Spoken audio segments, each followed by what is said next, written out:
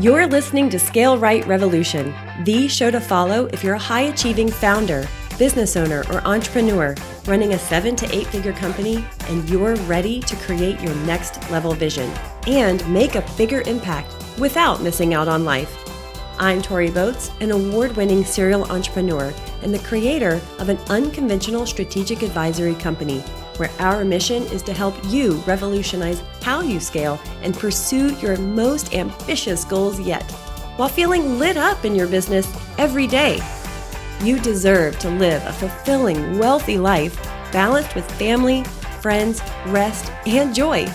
So let's dive in. And before we do, hit that follow or subscribe button.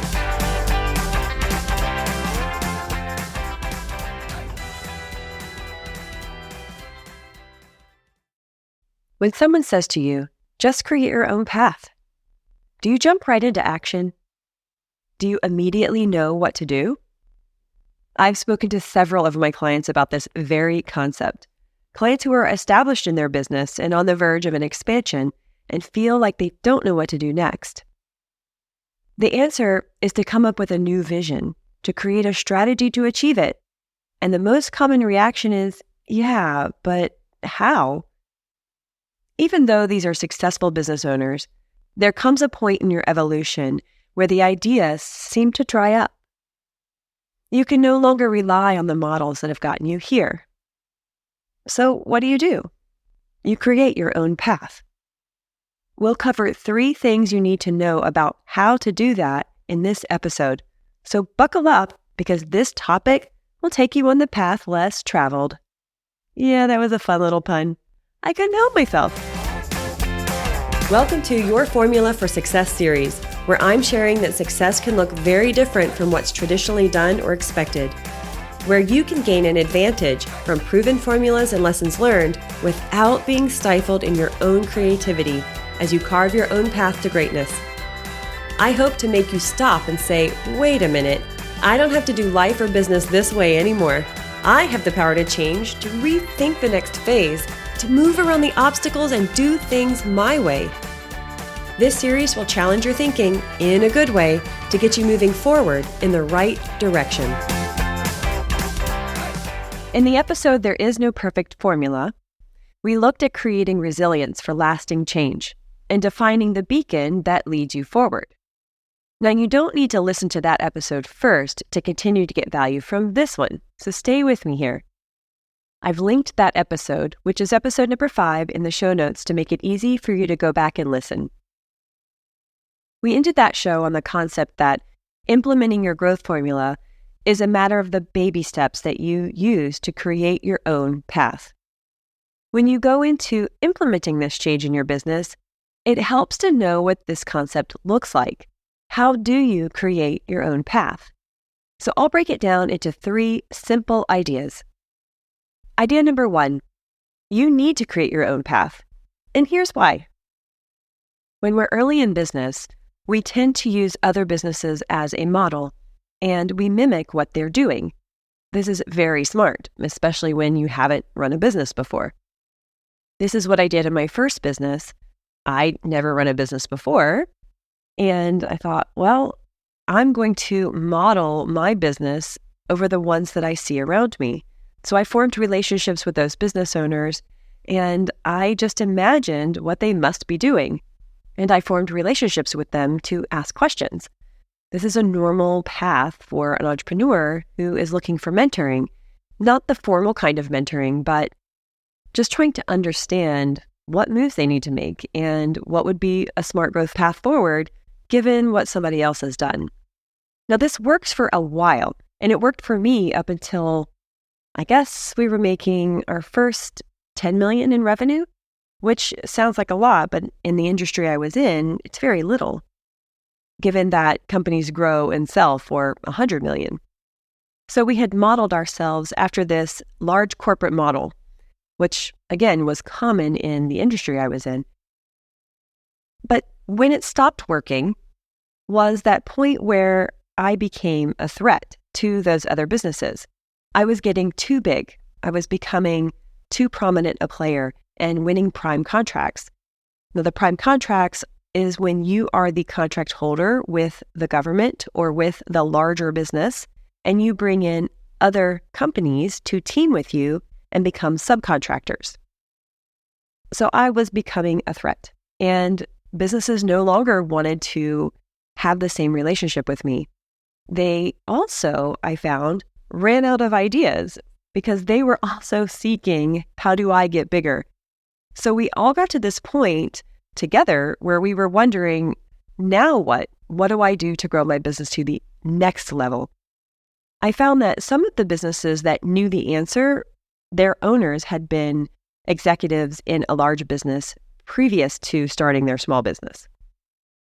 Well, that wasn't the case for me, and I had to make things up as I went along the entire time I was in business, because I started when I was only 25 years old, and I'd had some experience in other people's businesses. I had experience in mergers and acquisitions, but I'd never had experience growing my own organization. And I had ideas of getting my business to the 1,500 employee mark, and we weren't there yet. So how does that structure look? I really only had other small businesses that I had worked in previously to model. And even though the business that I was part of that got bought and sold and merged had merged into this giant behemoth, we only got to see a small portion of what that looked like from my vantage point. So I didn't have a lot to go on. What I found is all the creative ideas that I had were running out, which is a really scary place to be. I also found that I felt so insecure because I was making things up as I went along, and it didn't always seem to go very well. I knew there were answers out there. I knew there was a better way. I just didn't know what they were. Well, the result of that is my confidence kind of waning a bit. I became insecure about what I could do going forward. I began to question if I even knew what I was doing, which is ridiculous because I had a very successful company. Yet, I didn't know how to move forward. I didn't know how to take us into this vision that I had for us to grow exponentially. I had other markets I wanted to pursue. I had other service offers that I wanted to build and create. I had a team already in place that wasn't quite the right team. So what exactly do I do? The advice I got all the time was you need to create your own path. But I didn't really understand that. Now I do. But let me tell you why it's important. It's important because if you don't, you end up with mediocre results. Why? Because copycatting other people's businesses will only take you so far. Yes, lessons learned and best practices are good to give you shortcuts, but they don't help you create novel ideas. They don't help you innovate. And when you run out of the knowledge that you have and you run out of the people that will help you gain more knowledge, you can only go so far. Not only that, but a lot of the techniques that are being used at larger businesses, they don't apply to the smaller business, even if you look like a mini corporation, even if you're organized in a lot of the same ways. Plus, there's nothing that accounts for the actual experience of working in an organization that's larger than yours. So copycatting can only take you so far. And what do I mean by mediocre results? Well, when you're mimicking what other people are doing, you're just one of the crowd. And then you become not differentiated. I don't know another word for that. We'll just go with not differentiated. But the story isn't there. The ideas, the innovation, it isn't there, which means that not only your confidence, but your inspiration is lacking. And if you don't have inspiration for where you're going, and you don't have creative ideas for where you want to go, how are you going to get there? How are you going to inspire the other people to do it too? So the story behind your business comes from that point of inspiration. And when you don't have a story, when you don't have the meaning behind why your business exists, you can't become a sought-after solution provider.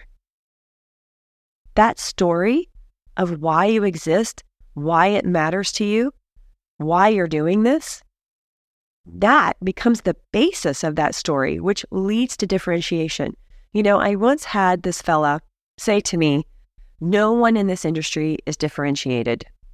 Now, there were over 3,000 companies in this industry.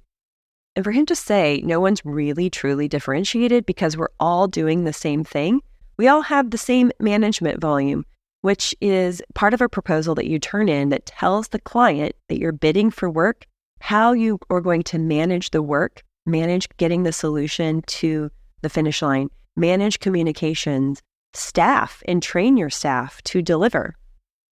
He said, we all have the same management volume. So we're not differentiated there. We all have the same technical solution because we all put in developers, software developers, hardware developers, reverse engineers. We're all putting them into these roles to work for our government client. And we can hire the same types of people. So we're not really differentiated in our solutions either. Now, this was a bit naive.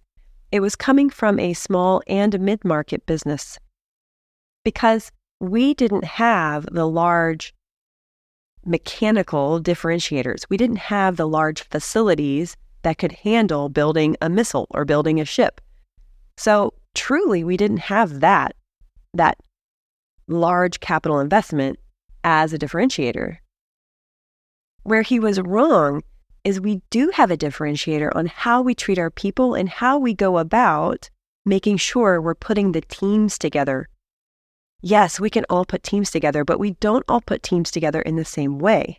We don't all approach a problem the same way either. You see that copycatting from what other people are doing, that mere staffing model where I'm just going to hire more people to do this job. Of course, that doesn't create differentiation. What is the process? What is the reason you're doing this? What is the motivation? And the reason that can become a differentiator is because it begins to be that seed of inspiration for where the cool, novel ideas come from. It's how you approach the problem. That is where ingenuity can come from. And that is how your path can start to be created.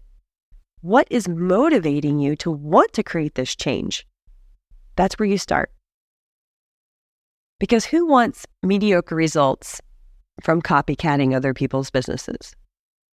I don't, because I was stuck there for so long, not having a clue how to be creative about getting my business to the next level. And then I realized that I was stuck there because I wasn't able to be confident in my own ideas. I didn't have that genesis point. I didn't have that story. The meaning behind my business was strictly there to make me money. Now, I'm all about generating independent wealth. I believe that we all should have investments that help fund our lifestyle that gives us so much freedom of choice in what we do, when we do it, how we do it, why we do it. But getting there shouldn't be at the sacrifice of your entire life. It shouldn't be a slog, a daily misery chore that you have to do. And when you have something behind the purpose of your business being about creating a greater change, all of a sudden, it's a problem that you can solve. It puts it into a context that gives you the motivation and the spark of ideas because you're trying to solve a particular problem versus trying to solve an operational problem. You see, we had an operational problem.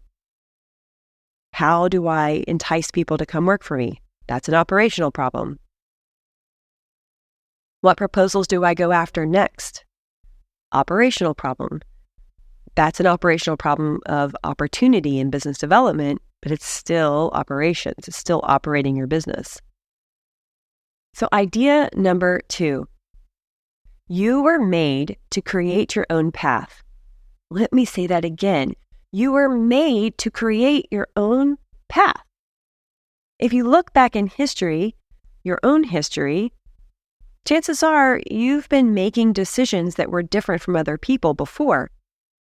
If you go back in time and look at your own history, how you got here was a series of decisions that probably looks very different from other people that are in your same place.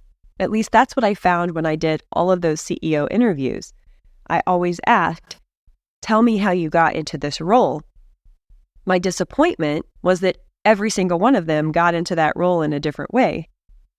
So even though they followed a trajectory and they had some similar things in their background, their path ended up evolving in a different way. So when you are figuring something out for the first time, you may not feel like you know how to do it. Well, of course you don't. You've never done it before. So the common question in your mind becomes, well, yeah, but I don't know how. If I've never done it, can I just follow a model?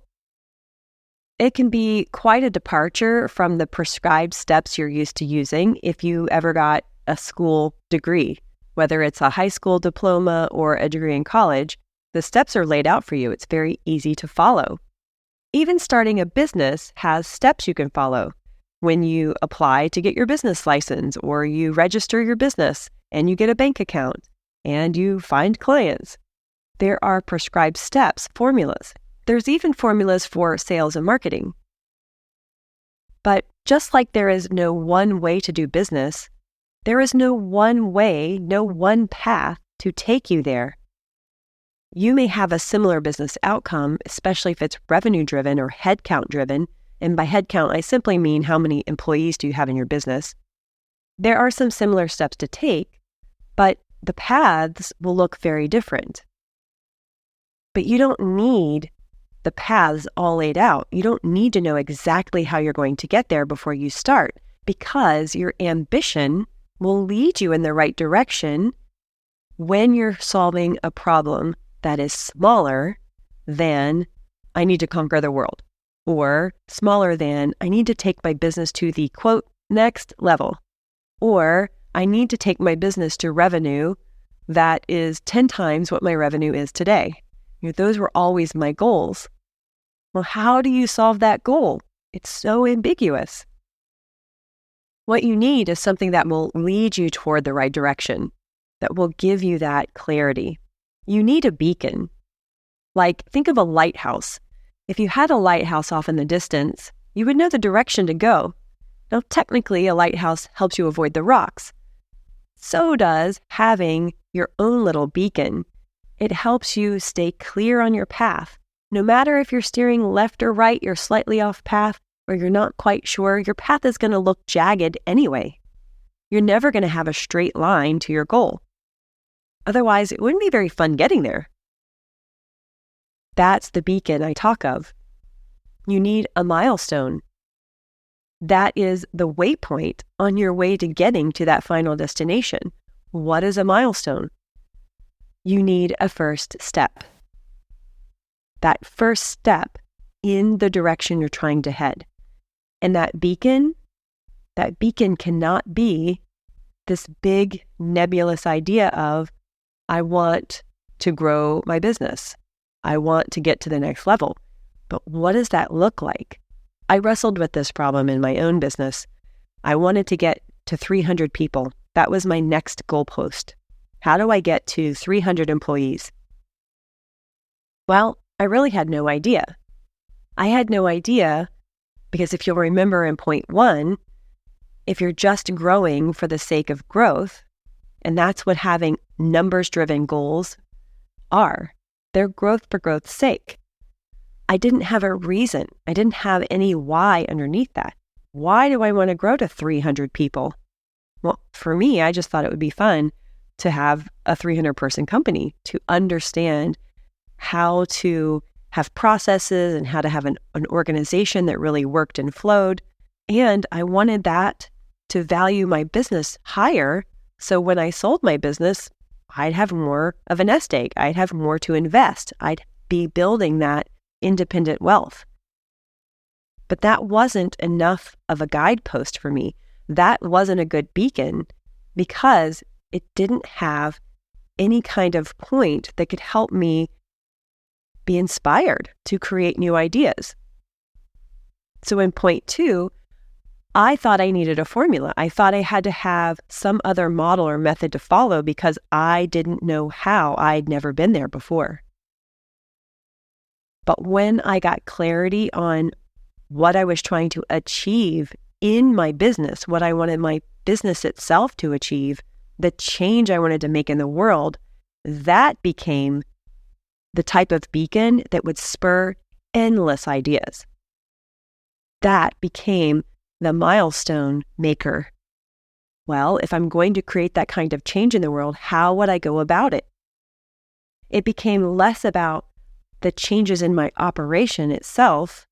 How do I structure a company to accommodate 300 people? That worked itself out as I tried to solve this big solution I was going for, this change I wanted to make. Once I had that, once I knew why I was making all of this change happen in the first place, I had, as I said, endless ideas, and you can too. Like, this is where that change you want to see in the world can give you the ideas that you need. And the key there is to bring that challenge that you're seeking to make closer in to what is the very next step I need to do in order to get there, in order to affect that change. And I don't mean that the very next step, this tiny little action, I don't mean that it has to be less than your big goal. Because 10xing your business, if that's your desired goal, that's not your beacon. Your beacon is the change you want to see in the world. That 10x is a milestone, but that also breaks down. It changes the way you think about growth because you have a reason for the growth. Now, I know that may be an unpopular idea. This whole idea of a why, the why of your business, might be something that is selfish, right? That is, let's go back to your childhood and figure out what you want to do for a living. I don't mean that kind of why. I mean, what is motivating you to create this change? And yes, having work that you love should be part of that equation. Absolutely. But I think that's where this whole question of why kind of breaks down for us. It's got to be something a little bit larger than that. And it doesn't have to be, I want to change the world larger. Even 10xing your company doesn't have to be because I want to change the world. It can be a small change in your own life because I want to change the way I'm living. I want to create a different future for my family and for my kids. I want to be a different role model. I just want to find that happiness. And then taking that, what does that mean to them, out into a bigger idea? When you're trying to solve a problem like that, the ideas come, the milestones become, the next thing I want to achieve is 10x. And here is why. The why that's bigger than you. Because the next step you need to take, that very first step, is a step toward creating a solution to a change. And it's inspired by an idea you had from that very change. So what questions do you have on that? What comes up for you? For me, when I first stumbled across this, I thought, I need to make this bigger than just wishing that I had more money. I need to make this bigger than just achieving happiness for myself. And that's where I brought my kids into the picture because I didn't want them pursuing work that didn't make them happy, like I had done. It was a fate worse than death, people say. It's a fate worse than death. Living a miserable life, doing work you hate, grinding it out. And no matter how large my business got, I always felt like I was grinding. Some people say that you really stop grinding for growth once you hit the $400,000 mark, because then you're very comfortably living. But that wasn't the case for me. Every plateau I got to in my business, every big leap I made in my business, there always was more that I needed to achieve, and I always grinded to get there. I always worked harder to get there because I didn't have something to hold on to that gave me hope, that gave me life, that made me feel alive, that energized me, that inspired me, that made me want to keep going forward for the sake of going forward. instead of the sake of growth, which is so much pressure. Pressure that I didn't really need. I was going to create this beautiful enterprise, to create this change I wanted to see in the world. And it didn't create pressure for me because the goal was no longer to 10x my business. The goal was to create this change I wanted to create. And that milestone was simply, what do I need resource-wise to make a bigger impact? So the impact became the milestone. They play together. And then all of a sudden, it wasn't such a big deal to me how long it took me to get to the 10x. Did it still influence my ideas and my next steps? Hell yeah, of course it did. But I could make that change smaller. I could make it that first step. I could bring it closer. And I had a container for my creativity because my container was solving a problem, my very next problem. And it no longer became an operational problem because the ideas for how I was going to solve that would come from what I wanted to create. So you need a beacon, you need a milestone, you need a first step. That is how you create your own path because you were made to create your own path through the choices that you make every single day. So here's the third simple idea. You don't have to have it all figured out before you get started. I've seen this stall countless people, including myself. As you progress on the path towards your beacon, the path will reveal itself in the choices that you make along the way. You know that point between you don't know what you don't know and being acutely aware of exactly what you don't know? I encourage you to lean toward being unaware and to have that beginner's mind, which is simply a willingness to learn. That will get you started. Depart from the guaranteed success. I know, you know there is no guaranteed success, but what we're looking for is that elusive ROI. We just want confirmation that the path we're heading on or the choice we're about to make is a wise one, a one that will give us the return that we're looking for, that will have the outcome that we're looking for, especially in business. You want to have success there. You want to reach your financial goals. So ROI is a big deal. But if you're stuck deciding which path to take, ROI is not necessarily the answer that's going to get you to the decision that you're going to love, that you're going to be comfortable with, that's going to feel inspiring to you. The point is to get started because you learn, you decide, you adjust as you see an outcome from action. That's key. So how does this look in action? Well, I was stalling to make a decision in my business until I found the right formula. This was in my second business, and I'd already had the idea for the business that I wanted to start. It looked much like my first business, a software development firm, but I wanted more of a differentiator. I wanted to have something that I and my company were known for, a particular process or a solution, a niche into the software development world. I was stalling because I was looking for the right ROI.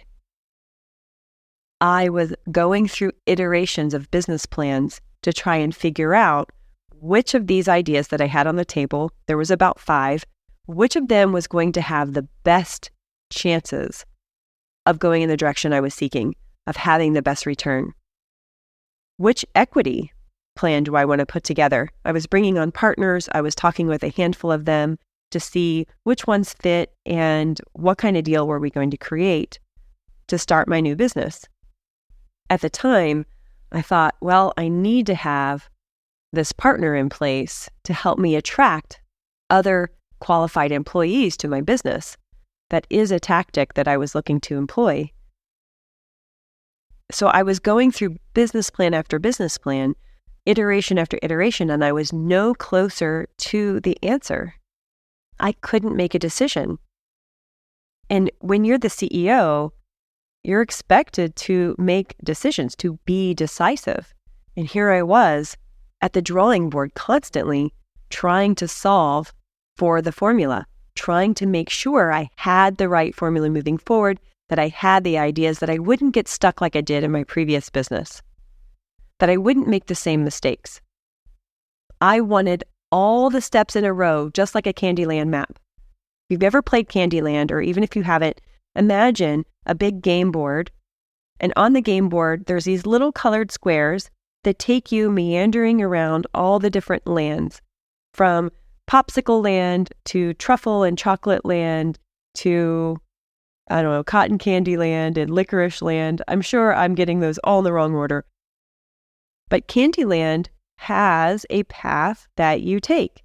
And at the end of that path, there's the castle, the pinnacle, the goal, the outcome of the game is known. The path is known. How long it takes you to get there is just a roll of the dice.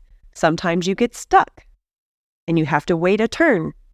Sometimes you get a fast pass and you get to go all the way to the top. And sometimes you have to go all the way back down to the bottom. But at least you know the steps you need to take. It's clear. It's a winnable game. When you're trying to create your own path and you don't have all the colored steps, you don't know exactly what you're going to do, that fear of making the wrong move and getting stuck, or making the wrong move and losing it all and having to start back over from the beginning, especially when you don't even know what the path looks like, that can feel so daunting that you don't even want to get started. You want to have the Candyland map. You want to know how to get to that outcome from the beginning, or at least that the outcome is within reach. But if you're trying to go for a big, audacious goal, if you're trying to reach your greatest potential, you're not going to have it all figured out. But that doesn't mean that you can't get there, because you are going to learn so much just from taking action. And I know what you're thinking, because I was here too. What if I take the wrong action? What if I make the wrong decision? What if I go in the wrong direction? That's the beauty of realizing that your choice, your decision isn't permanent. You're not married to it. And you don't have to wait 5 years before you have feedback that you went in the wrong direction and you want to change your mind. You see, that happened in my life where I didn't know that I was on the wrong path, that really I was doing the wrong work for so many years, that I thought that the same thing was going to happen this time, that it would take me so long to figure out that I wasn't happy doing what I was doing and that I would have to change and go on a completely different path, a third business path. What I didn't know at the time, and what I do know now, what I'm sharing with you right now, is you will have feedback instantly from the action that you take. And if you learn to trust your gut, if you learn to tune in to not just the professional side of yourself, of your personality, of your interest, but also the personal side, and you let those two blend together, you'll be able to make smarter choices about your life, smarter choices about the decisions that you make, smarter choices about your business, because your life in business is not compartmentalized. Even if you try to compartmentalize those two halves of yourself like I did for so many years. That right formula reveals itself as you take a step forward. So you do not have to have it all figured out before you get started. You just get started. And before you say, but I don't know how to get started because I don't know which step to take first, go back to that beacon. What are you trying to create? Why are you trying to create it? What is motivating you forward? And even if what you're trying to create is simply happiness in your life through the business that you're trying to start, let that happiness be the way that you go forward. Solve for the happiness. You can solve for happiness. Because when you look at the decisions in front of you, when I looked at those 5 different ideas I had for that business, none of them fulfilled the happiness piece of my equation.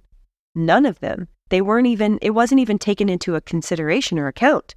It was only the money. It was only the growth. It was only the potential. Even though it was a technology, a solution for what I was providing, even though it would solve for national security and keeping us safe and having peace and being a world leader, it wasn't personal. I couldn't relate it to spark my own ideas. I needed a different beacon to help me go forward. So what I learned is that you can start without worrying about the regrets over the wrong decision. What you need is that shining light, that beacon that we talked about, to lead you in the right direction, and then you figure out the waypoints, or you just figure out the first one. Maybe that first decision point is, what would make me happy? And if you're already in an established business, as I was, I had already established my business, I had to ask myself, which one of these decisions would make me happy? And if it was none, I got to let that be the problem I was working on. And that is sometimes really hard because it feels like a step back. But remember, in episode 3, we talked about slowing down in order to speed up. Sometimes you can relate that to the hiring process where you don't hire right away, you hire slowly so then your company can speed up by having the right people on the team. And sometimes that slowing down is in your thought process and in finding the right way forward through allowing yourself not to feel the pressure of, I have to have this decision right now, and it has to be a business one. Because sometimes the greatest decisions you'll make in your life and in your business growth is to make a personal decision. And that is okay. It's okay for them both to come together because they will inform each other. I put my happiness first. I ended up closing my second business down, successful and all, partners and all, because I needed to feel something more, something different, which is a huge departure from my normal old self, I should say. Now, does that mean you have to burn it all down like I did in order to figure out your next point forward? Absolutely not. Absolutely not. I didn't do it right away. I had to work myself into my next idea. This also doesn't mean you have to have some existential crisis in order to figure out what that next step is. These are just ideas to get your brain thinking that you can allow this to be slow. You can allow it to evolve. You can allow that first step to simply be testing new ideas out. Sometimes we make progress by testing things out or by imagining new things. So if you're worried that testing something out will take 5 years or a giant investment or a complete pivot, a 180 from what you're doing today in order to know if it's the right way, I invite you to take a step back from thinking that that's the only way to know for sure. Instead, just put yourself in the position of doing that work, of building that idea out. Feeling, what does it feel like to go through the everyday life of this? And don't worry if you don't know exactly what that life looks like. Your imagination is extremely powerful. You get to imagine what it must be like. And there's something that you're going to know about that other path you want to take, even if it's just the surface level stuff you know that you've seen on TV. And yes, it's not all like you see on TV. In fact, it's a lot not like you see on TV. But it gives you an idea of, is this really the life I want to create in entirety? Not just professional, but also the personal life that you're creating through the work that you're doing, through the company that you're building. Life in business is integrated. So what would your next step be? What would give you the feeling you're going after? What would take you closer to that beacon, to the meaning, to creating your own differentiated story in your business? So the answer to how do I create a path when I've never walked it before? I hope you're saying it's to get started on the first step. Once I know the direction that I'm heading. So I have a pro tip for you. When you feel overwhelmed because there's so much to do, or it feels like you don't even know where to start, here's that pro tip to get you out of that funky place of stuckness. First, brain dump. Brain dump all the ideas, the concerns, everything you can think of on a piece of paper. Heck, take 3 pieces of paper. There's a little exercise that I absolutely love called Morning Pages from Julia Cameron. And she has you write 3 journal pages every single morning just to dump all the crazy thoughts out of your brain, to dump your to-do list, your grocery list, all the things cluttering everything up. Even your negative thoughts, dump them down on a piece of paper. You might notice some patterns there. What I like to do is dump my to-do list and dump all the ideas I have, all the concerns I have. And this doesn't have to be journal pages. It can just be a list. Like when you're planning to do a project and you dump all the steps down, it can be that. So what are all the ideas you have rolling around in your head? What are all the doubts that you have rolling around in your head? Get them out on paper. I love to do this by hand in writing instead of in typing. But you do you. But I encourage you to pick up a pen and get a piece of paper because it's magic. Then the next step is to sit with that list and circle the things that you see that pop up. And when you sit with it, when you sit with the list or the crazy scribble you just created, how did that feel? What are the feelings coming up? What did you notice about what you wrote? That noticing, the noticing of the pattern or noticing of your thoughts or noticing of a key theme is so important. And you have to let go of the thought that the answer is going to be on those pieces of paper today. Maybe when you brain dump tomorrow or next week, you'll suddenly find the answer. You'll find the theme. And the theme might look like a feeling that you're chasing. So don't be afraid that the idea doesn't look concrete on your paper. There is a way forward from that. So circle whatever pops out, whatever is standing out from either the thoughts about what you created or the concrete sentences or phrases or words that you have on that paper. Now here's where the pro tip comes in. Answer this question. What is the very next step? The tiniest of baby steps. As in, if you're considering an industry change, or a job change, or an expansion of your business, or a pivot, or shutting your business down and doing something different. Imagine yourself in it, just like we talked about before.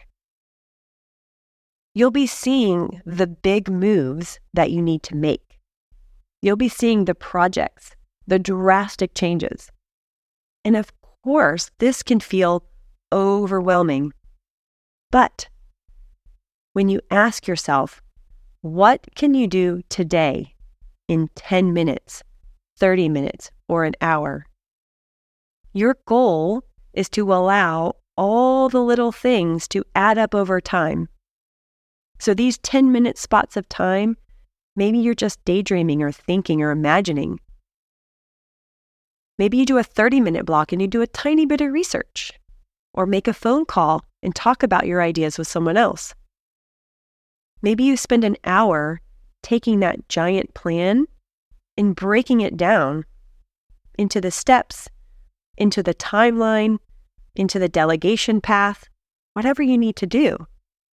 Those will form the little steps. Those form the colorful spots in your Candyland map to make your path. And remember, as you progress on the path towards your beacon, the path will reveal itself in the choices that you make along the way. So inspiring, so actionable. And the action is what gives you information that you're seeking on which choice you're going to make next. That action gives you feedback on if you're on the right path or not, and if you just want to change. Make that micro adjustment. You were made to create your own path. Now go get started on your very first step.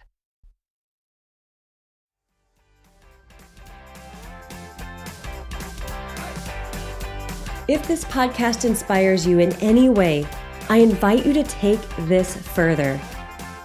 For every client I work with, Whether it's one-on-one, a VIP day, or a long-term engagement, we use the Visionary Advantage system as the foundation.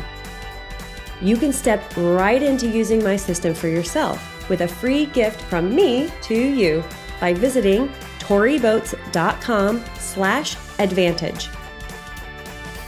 Inside, you'll find a new way of thinking about how you scale your business so you can continue to run at the highest level without missing out on life. Plus, simple steps so you can take immediate action right now. And if you have any questions, you can email them to me. So, before the next episode plays, go to toriboats.com/advantage.